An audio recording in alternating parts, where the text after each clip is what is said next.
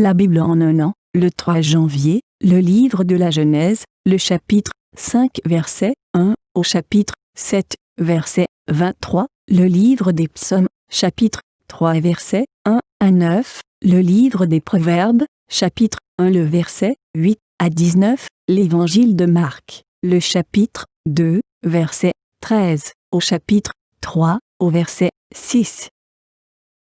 Le livre de la Genèse, chapitre 5. Voici le livre de l'histoire d'Adam. Lorsque Dieu créa l'homme, il le fit à la ressemblance de Dieu. Il créa l'homme et la femme et les bénit.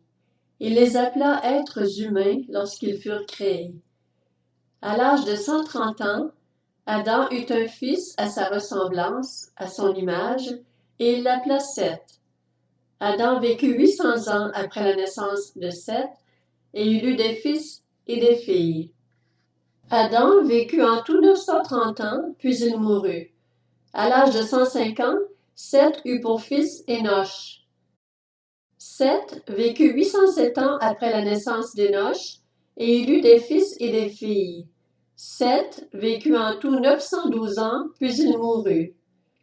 À l'âge de 90 ans, Énoch eut pour fils Kénan. Énoch vécut 815 ans après la naissance de Kénan, et il eut des fils et des filles. Énoch vécut en tout 905 ans, puis il mourut. À l'âge de 70 ans, Kénan eut pour fils Mahalaleel. Kénan vécut 840 ans après la naissance de Mahalaleel, et il eut des fils et des filles. Kénan vécut en tout 910 ans, puis il mourut. À l'âge de 65 ans, Mahalaleel eut pour fils Jéred. Mahalaleel vécut 830 ans après la naissance de Jéred, et il eut des fils et des filles. Mahalaleel vécut en tout 895 ans, puis il mourut. À l'âge de 162 ans, Jéred eut pour fils Énoch. Jéred vécut 800 ans après la naissance d'Énoch, et il eut des fils et des filles. Jéred vécut en tout 962 ans, puis il mourut.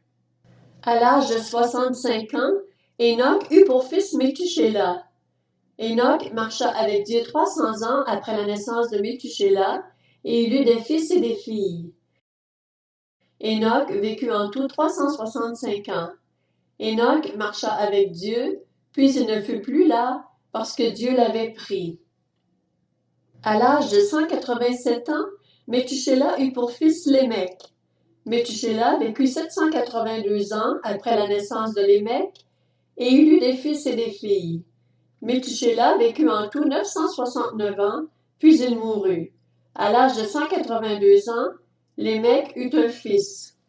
Il l'appela Noé en disant: « Celui-ci nous consolera de notre travail et de la peine que ce sol procure à nos mains parce que l'Éternel l'a maudit. » Lémec vécut 595 ans après la naissance de Noé, et il eut des fils et des filles.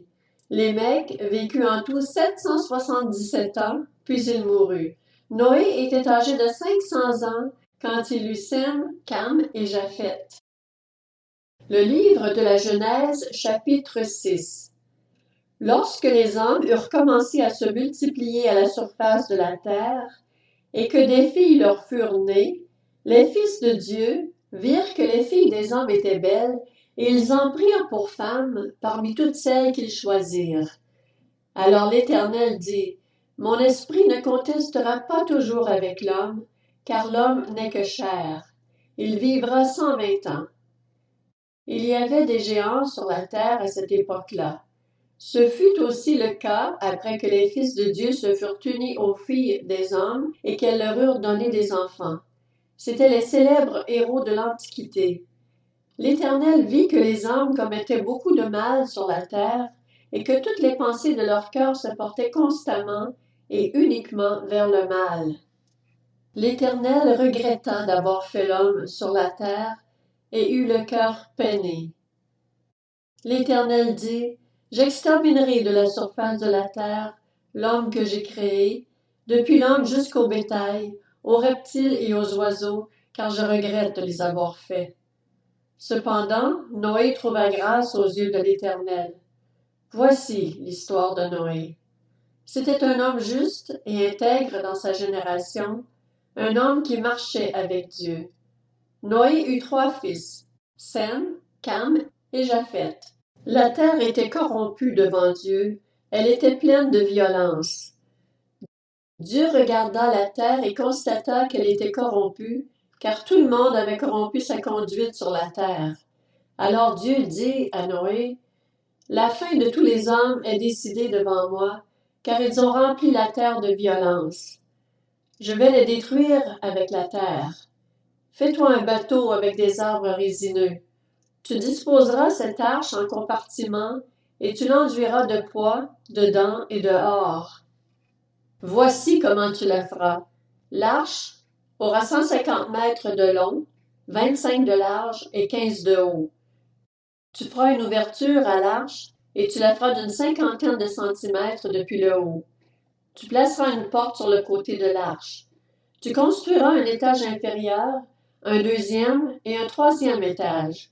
Pour ma part, je vais faire venir le déluge d'eau sur la terre pour détruire toute créature qui a souffle de vie sous le ciel. Tout ce qui est sur la terre mourra. Cependant, j'établis mon alliance avec toi. Tu entreras dans l'arche avec tes fils, ta femme et les femmes de tes fils. De tout ce qui vit, de toute créature, tu feras entrer dans l'arche 2 membres de chaque espèce pour leur conserver la vie avec toi. Il y aura un mâle et une femelle, des oiseaux selon leur espèce, du bétail selon son espèce, et de tous les reptiles de la terre selon leur espèce. 2 membres de chaque espèce viendront vers toi pour que tu leur conserves la vie. Quant à toi, prends de tous les aliments que l'on mange, et fais-en une provision, afin qu'ils vous servent de nourriture à toi et à eux. C'est ce que fit Noé. Il se conforma à tous les ordres que Dieu lui avait donnés. Le livre de la Genèse, chapitre 7. L'Éternel dit à Noé, « Entre dans l'arche avec toute ta famille, car je t'ai vu comme juste devant moi dans cette génération. Tu prendras avec toi 7 couples de tous les animaux purs, le mâle et sa femelle, une paire des animaux impurs, le mâle et sa femelle, ainsi que 7 couples des oiseaux, mâles et femelles, afin de conserver leur espèce en vie sur toute la surface de la terre. En effet, encore 7 jours, et je ferai tomber la pluie sur la terre pendant 40 jours et 40 nuits. J'exterminerai ainsi de la surface du sol tous les êtres que j'ai créés. » Noé se conforma à tous les ordres que Dieu lui avait donnés. Noé avait 600 ans lorsque le déluge frappa la terre. Noé entra dans l'arche avec ses fils, sa femme et les femmes de ses fils pour échapper à l'eau du déluge. Parmi les animaux purs et les animaux impurs, les oiseaux et tout ce qui se déplace sur le sol, un mâle et une femelle entrèrent dans l'arche avec Noé, 2 par 2, comme Dieu l'avait ordonné à Noé. L'eau du déluge frappa la terre 7 jours après. L'an 600 de la vie de Noé, le 17e jour du 2e mois, toutes les sources du grand abîme jaillirent et les écluses du ciel s'ouvrirent. La pluie tomba sur la terre pendant 40 jours et 40 nuits. C'est ce jour-là précisément que Noé, Sem, Cam et Japheth, les fils de Noé, la femme de Noé et les 3 femmes de ses fils avec eux, étaient entrés dans l'arche, ainsi que tous les animaux selon leur espèce, tout le bétail selon son espèce, tous les reptiles qui rampent sur la terre selon leur espèce, tous les oiseaux selon leur espèce, tous les petits oiseaux, tout ce qui a des ailes. Ils entrèrent dans l'arche avec Noé, 2 par 2, issus de toutes les créatures qui ont souffle de vie. Il en entra, mâle et femelle, de toute espèce, comme Dieu l'avait ordonné à Noé. Puis l'Éternel ferma la porte sur lui. Le déluge frappa la terre pendant 40 jours. L'eau grossit et souleva l'arche, et celle-ci s'éleva au-dessus de la terre. L'eau monta et grossit beaucoup sur la terre, et l'arche flotta à la surface de l'eau. L'eau augmenta de plus en plus, Et toutes les hautes montagnes qui sont sous le ciel tout entier furent recouvertes. L'eau monta de 7 mètres et demi au-dessus des montagnes, si bien qu'elles furent recouvertes. Tout ce qui vivait sur la terre expira, tant les oiseaux que le bétail et les animaux, tout ce qui pullulait sur la terre et tous les hommes. Tout ce qui avait un souffle de vie dans ses narines et qui se trouvait sur la terre ferme mourut. Dieu fit disparaître tous les êtres qui étaient à la surface du sol, depuis l'homme jusqu'au bétail, aux reptiles et aux oiseaux. Ils furent exterminés de la terre. Il ne resta que Noé et ceux qui étaient avec lui dans l'arche. Le livre des Psaumes, chapitre 3. Psaume de David lorsqu'il fuyait devant son fils Absalom. Éternel, que mes ennemis sont nombreux. Beaucoup se dressent contre moi. Beaucoup disent à mon sujet, pas de salut pour lui auprès de Dieu. Mais toi, Éternel, tu es mon bouclier, tu es ma gloire et tu relèves ma tête. À pleine voix, je crie à l'Éternel et il me répond de sa montagne sainte. Je me couche et je m'endors. Je me réveille car l'Éternel est mon soutien. Je n'ai pas peur de ces milliers de personnes qui m'assiègent de tous côtés. Lève-toi, Éternel, sauve-moi, mon Dieu. Tu gifles tous mes ennemis, tu brises les dents des méchants. Le salut appartient à l'Éternel. Que ta bénédiction soit sur ton peuple. Le livre des Proverbes, chapitre 1. Mon fils, écoute l'instruction de ton père et ne rejette pas l'enseignement de ta mère. En effet, ce sera une couronne de grâce pour ta tête et un collier pour ton cou. Mon fils, si des pécheurs veulent t'entraîner, ne cède pas. Peut-être te diront-ils, viens avec nous, dressons des embuscades pour verser du sang, tendons sans raison un piège aux innocents. Engloutissons-les vivants comme le séjour des morts. Oui, engloutissons-les tout entiers comme ceux qui descendent dans la tombe. Nous trouverons toutes sortes de biens précieux et nous remplirons nos maisons de butin. Tu auras ta part avec nous. Il n'y aura qu'une bourse pour nous tous. Mon fils, ne te mets pas en chemin avec eux. Écarte ton pied de leur sentier. En effet, leurs pieds courent au mal, et ils sont pressés de verser le sang. Or, il ne sert à rien de poser un piège sous les yeux de tout ce qui peut voler. Eux, c'est contre leur propre vie qu'ils dressent des embuscades. C'est à eux-mêmes qu'ils tendent un piège. Tel est le sentier de tout homme assoiffé de profit. Le gain malhonnête cause la perte de son propriétaire. L'Évangile de Marc, chapitre 2. Jésus sortit de nouveau du côté du lac. Toute la foule venait à lui, et il l'enseignait. En passant, il vit Lévi, fils d'Alphée, assis au bureau des taxes. Il lui dit, « Suis-moi. » Lévi se leva et le suivit.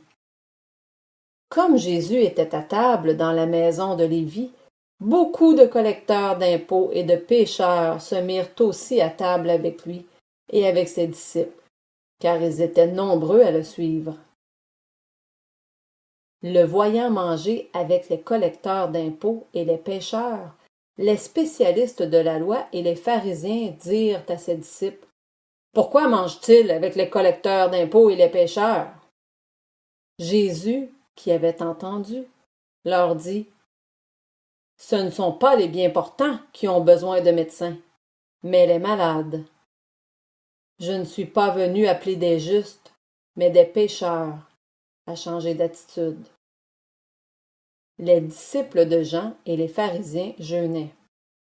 Ils vinrent dire à Jésus, « Pourquoi les disciples de Jean et ceux des pharisiens jeûnent-ils, tandis que tes disciples ne jeûnent pas? » Jésus leur répondit, « Les invités à la noce peuvent-ils jeûner pendant que le marié est avec eux?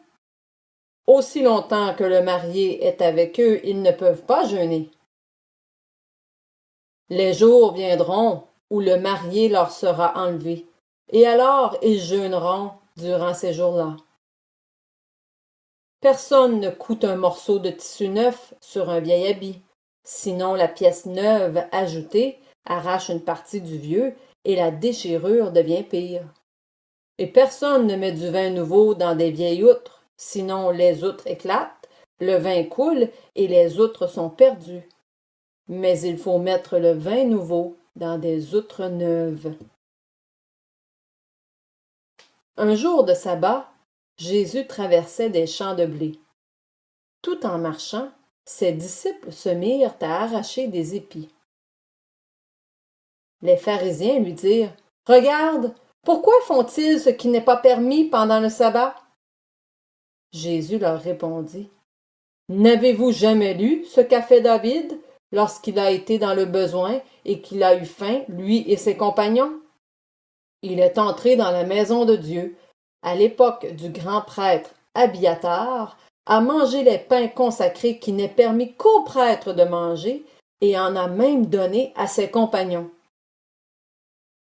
Puis il leur dit: « Le sabbat a été fait pour l'homme, et non l'homme pour le sabbat, de sorte que le Fils de l'homme est le Seigneur même du sabbat. » Évangile de Marc, chapitre 3.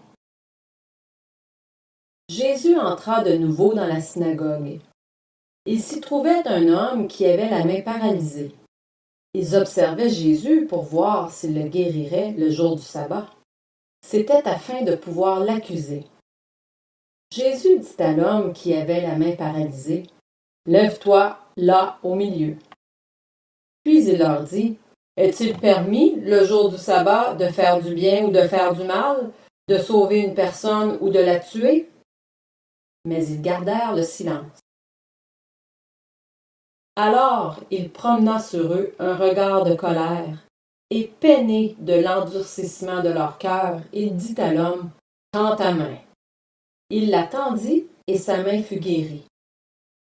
Les pharisiens sortirent et tinrent aussitôt conseil avec les Hérodiens sur les moyens de le faire mourir.